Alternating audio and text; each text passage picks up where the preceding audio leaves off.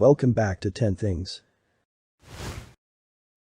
Today we are talking about 10 athletes who died competing. We always expect athletes to give it their all. At their best, sports competitions showcase both inherent physical talents and the virtue of hard work. When our team's winner and athlete takes gold, it exemplifies the culmination of God-given ability and tireless training. But sometimes tragedy strikes before the final bell or finish line. Sometimes athletes take the field with the intention of giving it everything and end up with nothing left to give. Here are 10 athletes who literally left it all on the field. Number 10.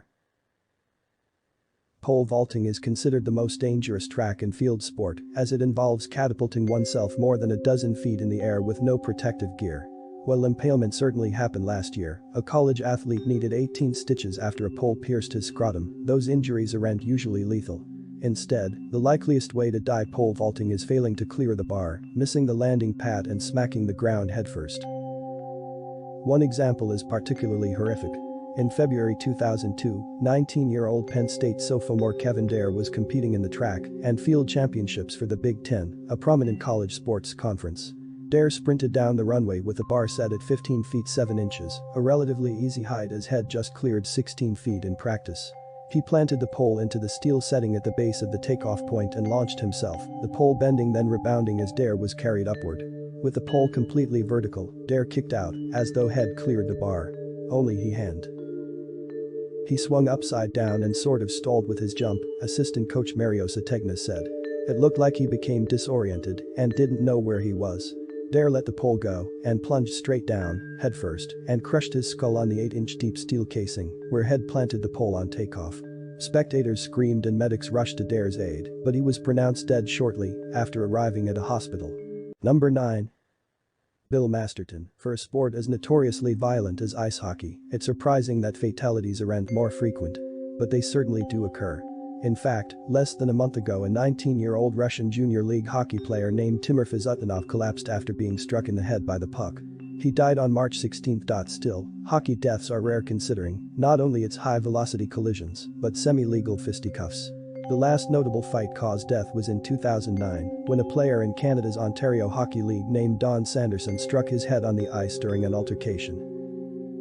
Incredibly, there has been just one fatal on-ice incident in the history of the sport's most prominent organization, Canada-USA's National Hockey League. On January 13, 1968, Minnesota North Stars center Bill Masterton was racing up the ice at full speed. As he passed to a teammate, two players with the Oakland Seals converged on him with a fierce yet legal check. Like many players at the time, Masterton wasn't wearing a helmet. His opponent's combined hit sent him flying backwards. Many witnesses believe Masterton was unconscious before even hitting the ice, which he impacted with such force it was audible from the bench. Bleeding from his nose, ears and mouth, he briefly came to and muttered never again, never again. His statement proved prescient 30 hours later when he died without ever regaining consciousness. Number 8. Vladimir Smirnov. At the 1980 Olympics in Moscow, fencer Vladimir Smirnov won the gold medal in the individual men's foil, as well as 2 other medals for team competitions. Proving his success wasn't merely due to 65 nations boycotting those games, the following year he won the World Championships. In July 1982, Smirnov was prepared to defend his title at the World Championships in Rome. Among his opponents was a West German fencer named Matthias Baer. Wad won the gold medal at the 1976 Olympics. The anticipated showdown began as the two champions jabbed, swiped, and deftly blocked each other's attacks. Suddenly Baer lunged and his sword broke. Baer's jagged, thin blade sliced through the mesh of Smirnov's face mask and unfortunately didn't stop there. It punctured Smirnov's eye socket and lodged in his brain. Smirnov fainted to the floor. He died 9 days later, one of only 7 fencers to die from competition-related injury. The accident led to sweeping changes in gear safety, including swords comprised of materials far less likely to break, tougher uniforms made of Kevlar and masks with stronger steel alloys to prevent penetration. Since Smirnov's passing, there have been no deaths in high-level fencing. Number 7. Howard Glenn and Stone Johnson. In American sports, it's well known that Chuck Hughes, a wide receiver for the Detroit Lions, is the only National Football League player to die on the field. During a contest against the Chicago Bears on October 24, 1971, Hughes collapsed following a play from a major heart attack. He died later that day. However, the modern NFL is a combination of 2 leagues. the original National Football League and the since-absorbed American Football League. That organization saw two equally tragic yet largely forgotten fatalities. In 1960, an offensive guard for the New York Titans named Howard Glenn suffered what was considered a minor in-game injury. Leading into the ensuing week's matchup, in hot and humid Houston against the Oilers, Glenn complained of headaches. During one huddle, he confided, "I don't think I can make it," but was encouraged to stick it out. Soon after, he was sandwiched by two defenders and needed to be helped back up. Glenn went to the bench and, after the game, the hospital, where he died. Remarkably, the cause of death was a broken neck. It's unclear whether he suffered the injury in Houston or during the previous week's game. 3 years later, a former Olympic sprinter named Stone Johnson was blocking during a kickoff return for the Kansas City Chiefs. A brutal hit left him instantly paralyzed with a broken neck, and he died the following week. Despite never playing in a regular season game, the tragedy happened during a preseason exhibition. Number 6. Death by ref. Unsurprisingly, boxing has caused the most athlete deaths. While the majority are simply the nature of the sport, sometimes poor refereeing factors in mightily.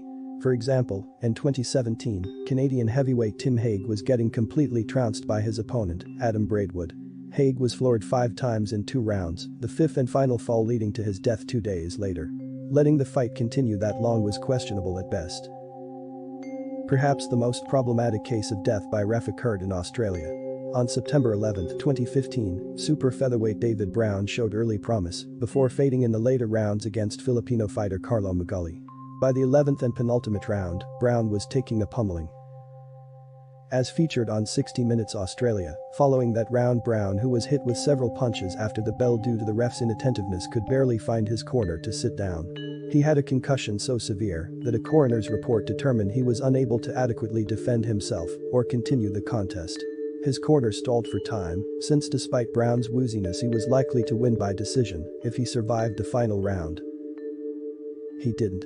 The bell for round 12 rang, and the ref actually pulled Brown out of his corner into the center of the ring. Defenseless, Brown suffered a barrage of blows so brutal the footage has been removed from the internet. He died 3 days later. Number 5. A rugby death spree in France. Rugby is more associated with English-speaking nations including New Zealand and Wales, where it's the national sport, but recently a string of fatalities occurred on pitches across France. On November 24, 2018, 23-year-old SRM graduate school player Nathan Soyou was injured by a fierce tackle. After initially sitting up and speaking with medics, he lost consciousness and was hurried to a hospital in Dijon. Doctors placed Soyou in an induced coma for 2 weeks, but his health deteriorated when they tried bringing him out of it. He died in early January 2019. Worrisomely, Soyou was the 4th Frenchman to die from a rugby injury in just 8 months. His fatal blow came just a few weeks after 18-year-old Stade Francais Academy flanker Nicolas Chauvin died after breaking his neck. Just 2 months before Chauvin, pro rugby player Louis Fijfrowski collapsed and died in his Orlac club's locker room. A heavy tackle had forced him from the field, and an autopsy cited his cause of death as lethal fibrillation, meaning a harsh blow to his chest caused a lethal change to his heartbeat rhythm. Prior to Fijfrowski, there was 17-year-old amateur Adrien Descroles had died in mid-2018 after receiving a crushing blow to the head. Combined, the deaths prompted France to adopt new rules aimed at limiting dangerous pilloops, which other countries are also now considering. Number 4. Bruno Bobin. In a sport that often requires athletes to run several miles over the course of a 90-minute game, it's not surprising that most soccer-related deaths involve overworked hearts. Footballers have suffered fatal cardiac arrests on the pitch several times. Most recently, in January, 24-year-old Alex Apolinario, a Brazilian playing for Portugal's FC Alverca, went into cardiorespiratory arrest on the field and died soon thereafter. In 2016, a Cameroonian pro footballer named Patrick Ecking died during a game in Bucharest, Hungary, after collapsing on the field. Disturbingly, the 26-year-old midfielder went from fully participating one moment to completely sprawled out on his back the next. However, another recent soccer death was far more freakish. In 2018, a 25-year-old Croatian soccer player died on the field after being struck by the ball in his chest. Initially following the hit, Bruno Bobin, a forward with the Croatia League's NK Marsonia, continued standing, even jogging on the pitch for several seconds. Then he collapsed. Medical personnel tried to revive him for 40 minutes but were unsuccessful. An autopsy determined that the ball's violent impact caused Bobin's heart to seize and ultimately fail. Number 3.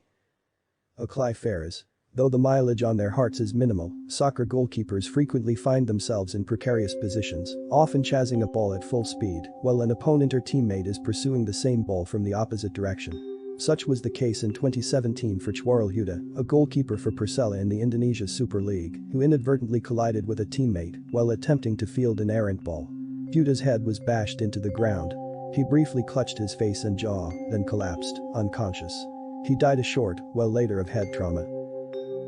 But during a May 10, 2014 contest in the Indonesian Premier League, the goaltender was the one doing the damage and far less excusably. When a looping shot ricocheted off the chest of Sap Sigli goalkeeper Agus Rahman, it bounded directly into the path of Persiraja forward Aclay Ferris. The two raced for the ball, and Ferris got there first. But as Ferris handled and ultimately scored off the rebound, Rahman dove feet first, lifted his cleats and kicked Ferris directly in the midsection, spikes up in something resembling a WWE drop kick. Both benches cleared and scuffles ensued as Ferris's teammates took umbrage with Rahman's cheap shot. Ferris seemed okay and even watched the rest of the match from the sidelines. Afterwards, though, severe internal injuries were discovered at a hospital. He underwent surgery but died. Adding insult to mortal injury, the goal he scored was disallowed. Number 2. Ray Chapman. Babe Ruth's bonanza of home runs may not have happened were it not for the death of a less notable player. Before 1921, baseballs were often in play for several innings until they essentially unraveled. Fans had to return fouls rather than keep them as lucky souvenirs, and the balls themselves were loosely stitched and prone to scuffing and dirt buildup. The ball didn't travel well, limiting offensive outputs and making home runs rarities. Per Ken Burns' classic documentary, this period, baseball's dead ball era, was defined by a misshapen, earth-colored ball that traveled through the air erratically, tended to soften in the later innings, and, as it came over the plate, was very hard to see. On August 16, 1920, the inevitable happened. With the Cleveland Indians' Ray Chapman at bat, a submarine-style Yankees pitcher named Carl Mays threw a fastball high and inside. Wearing just a cap, Chapman failed to react, presumably unable to see it. The sound of the ball striking Chapman's skull was so loud, and the ball's carom so defined, that Mays thought it hit the end of Chapman's bat. So he fielded it and threw it to first base, while Chapman lay in a crumpled heap in the batter's box. He died 12 hours later. The tragedy helped lead to a tighter, brighter and more frequently switched out baseball, without which Ruth's legendary blasts would have been far fewer and further between.